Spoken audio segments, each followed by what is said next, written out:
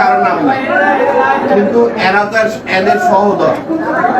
ঠিক আছে, এই অভিভাবক ময়মনসিংহ পলিটেকনিক আশিকের কোনো ধারণা আমরা অনেক বলতে পারি না। আমি যাইতাম আশিক হচ্ছে নিজে আরো 29 জন, মানে ওর 30 জন আত্মীয় ক্রাফটে চাকরি করে। তাহলে কিভাবে একজন ক্রাফট ইন্সপেক্টরের 30 জন একসাথে একসাথে ঢুকে? অবশ্যই এখানে দুর্নীতি না হলে 30 জন ঢুকে, এবং ও ওই 8 বছর মিলে এই কেস চালাচ্ছে, ইয়া করতেছে। যাদের যাদের বাদীর নাম আছে ওরা যেন ওই প্রতিষ্ঠানগুলোতে না থাকতে পারে।